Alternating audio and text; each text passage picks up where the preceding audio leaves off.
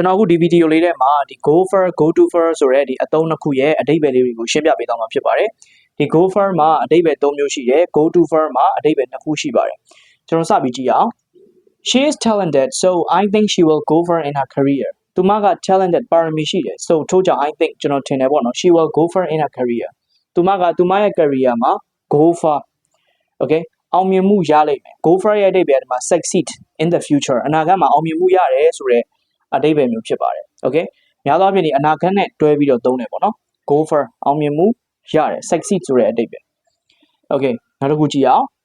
we don't have to go far to find a good restaurant okay စားတော့ဆိုင်ကောင်းကောင်းတစ်ခုရှာတွေ့ဖို့တော့ငါတို့အဝေးသွားစရာမလိုပါဘူး okay go far ဆိုအဝေးကိုသွားတယ် okay အဲ့ဒီအဓိပ္ပာယ်ရတယ်ပေါ့နော် okay ဟုတ်ပြီနောက်တစ်ခုကြည့်အောင် we need more food this won't go far among 10 people ငါတို့အစားအစာတွေပို့ပြီးတော့လိုအပ်တယ် this won't go far among 10 people okay ဒါကလူ10ယောက်အတွက် okay မလောက်ငှဘူးပေါ့နော်အဲ့ဒီအဓိပ္ပာယ် okay ဒီမှာ go far က okay ဒီလောက်ငှတယ်မလောက်ငှဘူးပေါ့နော် okay ဒီမှာများသောအားဖြင့်ကတော့အငင်းမှာပို့သုံးတာတွေ့ရပါတယ် okay go far မလောက်ငှဘူးဆိုတဲ့အဓိပ္ပာယ်ရပါတယ်နော်နောက်တစ်ခုကြည့်အောင် his criticism went too far okay သူ့ရဲ့ဝေဖန်မှုက went too far okay ဒီ go too far ရဲ့အဓိပ္ပာယ်ကကြတော့အရန်လွန်သွားတယ်ပေါ့နော်လွန်တယ်တရားလွန်တယ်ဆိုတဲ့အဓိပ္ပာယ်သူ့ရဲ့ဝေဖန်မှုကတော်တော်ကိုတရားလွန်သွားပြီပေါ့နော်တော်တော်လွန်သွားပြီဆိုတဲ့အဓိပ္ပာယ်ပါ okay I think we have gone too far we have to turn back now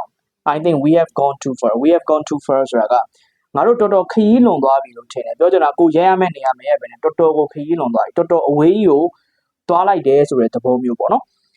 we have to turn back now ငါတို့အခုနောက်ပြန်လဲဖို့လိုတယ်ပေါ့နော်ငါတို့အခုနောက်ပြန်လဲရမယ် turn back လုပ်ရမယ် okay အဲ့ဒီအဓိပ္ပာယ်ရပါတယ် okay ဒီ go far တို့ go to far တို့ကစကားပြောမှာအရန်ကိုအသုံးများပါတယ်အားလုံးပဲနားလည်မယ်လို့မျှော်လင့်ပါတယ် bye bye see you in the next video